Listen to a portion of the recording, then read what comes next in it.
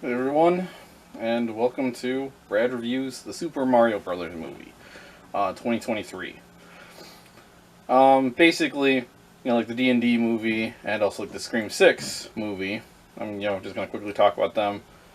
Not because I'm an expert, but just because I saw them and I at least, want to get some thoughts out there into the ether. Maybe it'll make people think.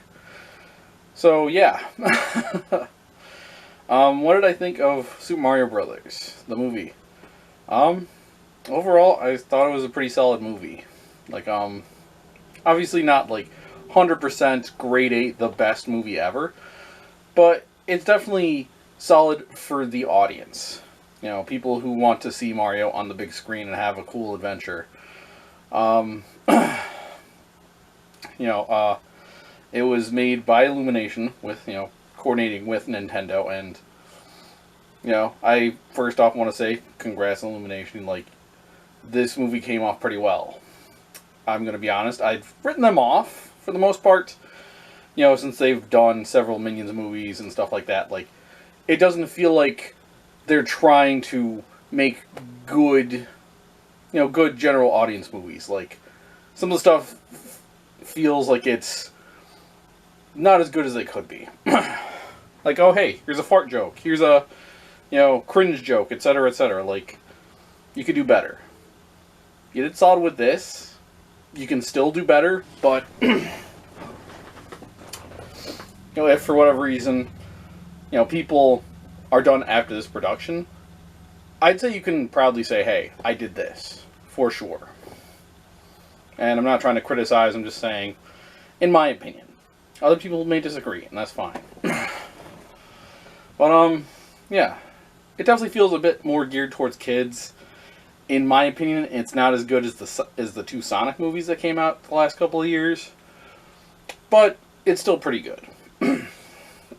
Like, I enjoyed watching it. I'm sure kids will enjoy watching it. I've heard some good things from some other friends, who also have their own kids that they took to see it, and yeah, so it's worth it. And what I said in a Facebook status about this was also that I kind of hope that this is like one of those childhood movies that, like, in 10, 15, 20 years, kids look back on and go, yeah, like, I remember that. It was so cool.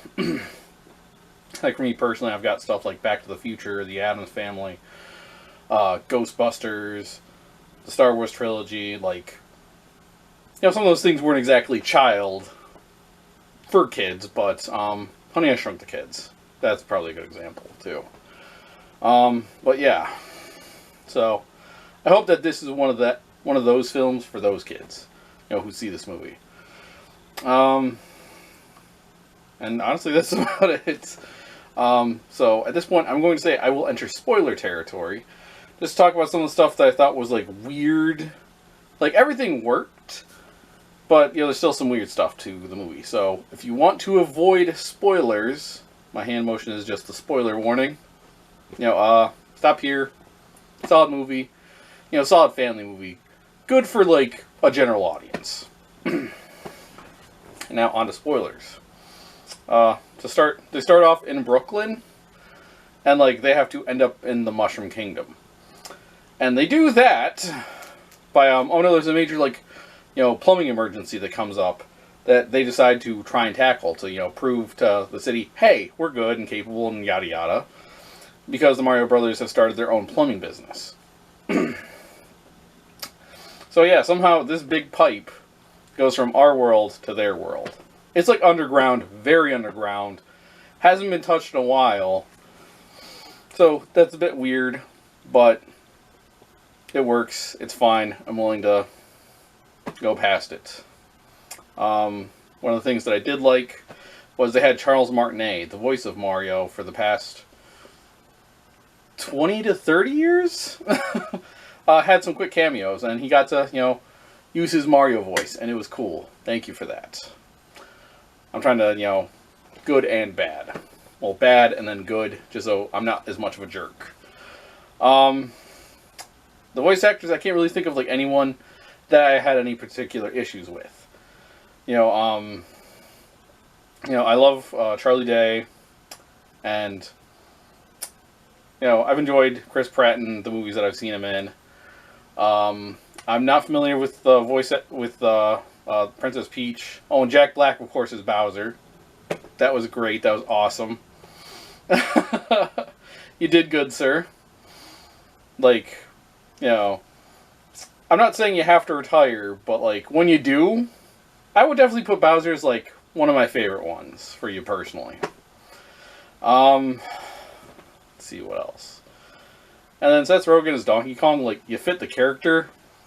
This character felt a bit weird, but it made sense in the narrative, so again, let it go.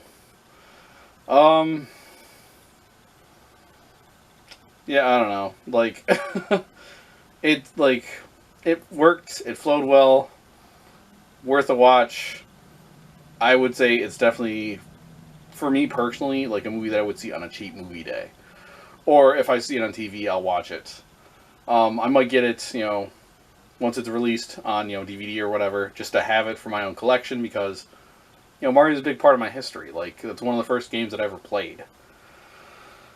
My first system was the Nintendo, so, I got to grow up with Mario and see all this stuff. The last system that I owned was a Wii. I still own it. I still have some of the games for it. And the last game that I played was the original Mario Galaxy, which was somewhere in like 2007, 2008. So yeah. I'm still a fan of Mario, and I just haven't gotten a system or some of the games since then. Yeah. So I guess that's it.